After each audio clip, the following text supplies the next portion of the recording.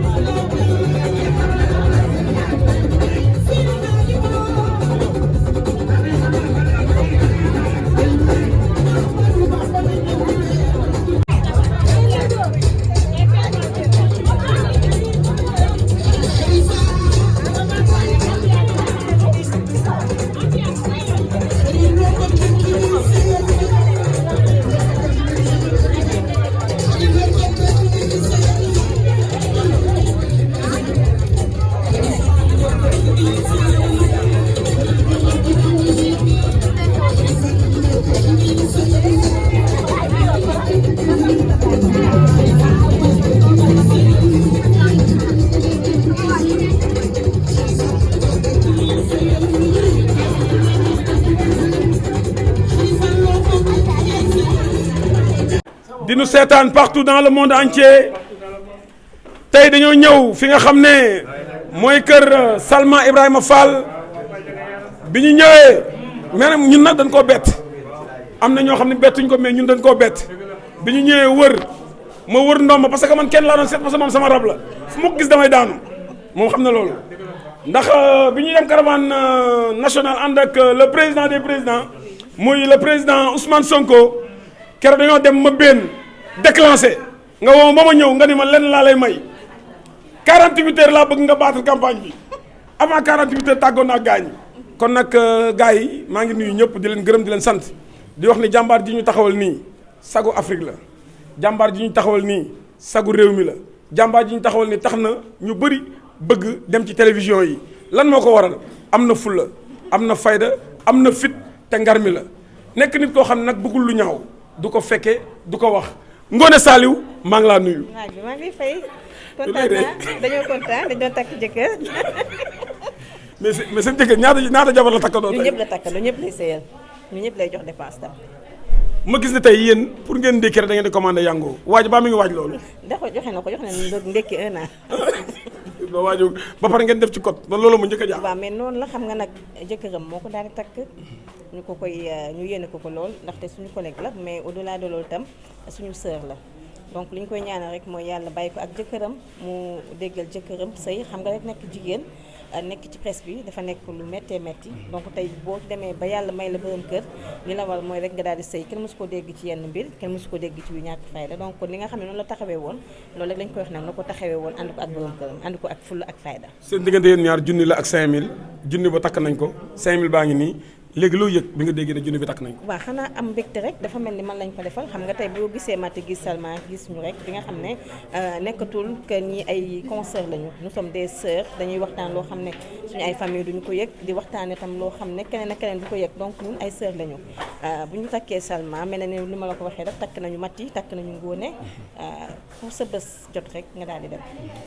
loo yëg moment bi waaw xanaa mbégte rek ak fierté parce que taawu jigéen mooy sëy ku nekk bëgg nga ñu lay woowee madame parce que déjà sac la bu ñu xam ne amoo jëkkër nit dañ lay jàpp xam nga li ma lay wax foo mën nañ la pisa bu ñu xamee ne madame nga au moins nañu am benn respect bu ndaw ci yow donc ñu ngi ñaanal daal ñi nga xam ne amaguñu ñu am ñi am ñi itam bu ñu bëggee doon lan ngeen préparé seen jëkkër ju bees ji. ah loolu nag dañ ciy def code nag ñu ko préparé moom du waxu télé du waxu rajo loolu wax dëgg yàlla dina leen ump nag waaw dinañu ump ñu ñëpp yéen ñëpp lay ump kon sama copain loo ko laaj waaj ñëwee fëgg Salma dafa laaj yaayam ne ko attaqué ndax yéen da ngeen laaj ñu ne ko mu attaqué wala ah bien sûr ñun bu ñu xam ne dañuy pare ñun dañoo pare duñu nekk di xool ak leneen ak leneen ak leneen bi ko yàggi ne ubbil ñun tamit ne ko ubbil ñu ñoo ko ubbil sax ne ko dugal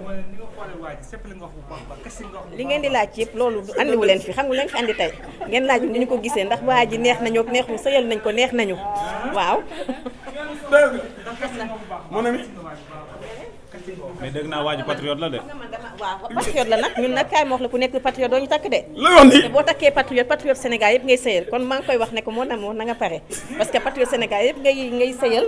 Amis internautes, salam alaikum. Veuillez vous abonner sur votre chaîne Dakar Plus et n'oubliez pas d'activer la cloche de notification. Vous aurez des informations en temps réel ici au Sénégal et à l'extérieur.